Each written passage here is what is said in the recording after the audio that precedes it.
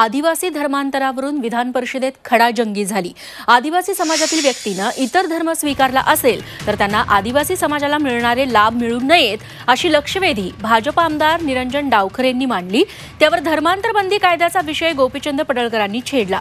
तर आदिवासी धर्मांतरासंबंधी सरकार समिती नेमेल असं उत्तर मंत्री मंगल प्रभात लोढा यांनी दिलं। या उत्तरावर शिक्षक आमदार कपिल पाटलांनी जोरदार आक्षेप घेतला। पाहुयात आदिवासी धर्मांतराच्या मुद्द्यावरून सभागृहात नेमकं काय झालं। धर्मांतर करूनही आपण आदिवासी समाजाला भेटणारा जे आरक्षण आहे त्याच्याबद्दलची ज्या सुविधा आहेत याचा लाभही हे लोक घेत आहेत आणि त्याच्यामुळे भारतीय राज्यघटना कलम 13(3) नुसार रूढीगत कायदे अस्तित्वात आहेत।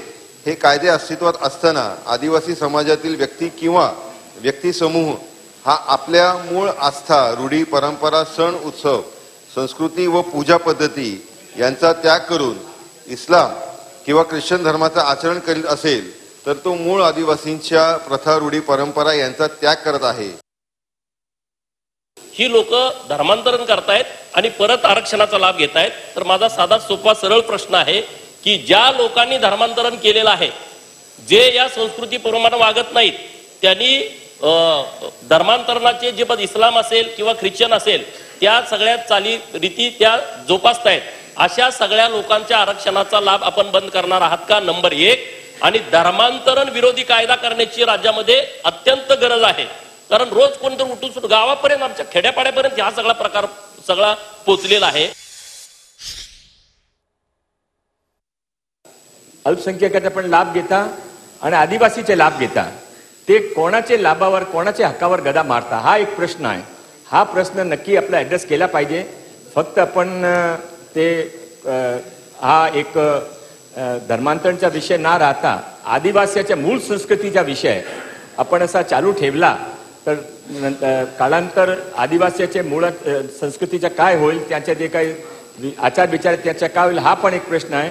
म्हणून सरकार यावर योग्य विचार करून निर्णय घेतील।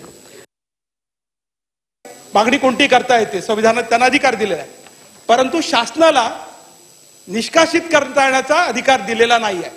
धर्म बदलल्याने जात आणि धर्म जमात बदलत नसते। आदिवासींच्या जमातीचं आणि त्यांच्या धर्माचं संरक्षण झालं पाहिजे, पण त्यांचं ब्राह्मणीकरण, त्यांचं हिंदूकरण किंवा अन्य कोणत्याही धर्मामध्ये जात असतील तर तो त्यांचा व्यक्तिगत अधिकार आहे। पण त्याचा सरसकट हिंदूंमध्ये गेलं तर मान्य, मुसलमान झाले तर अमान्य, ख्रिश्चन झाले तर अमान्य, किंवा आणखीन त्यांनी तिसरा धर्म स्वीकारला तर अमान्य, बौद्ध झाले तर अमान्य, हे चालणार नाही। त्यामुळे हा भेदभाव करता येत नाही।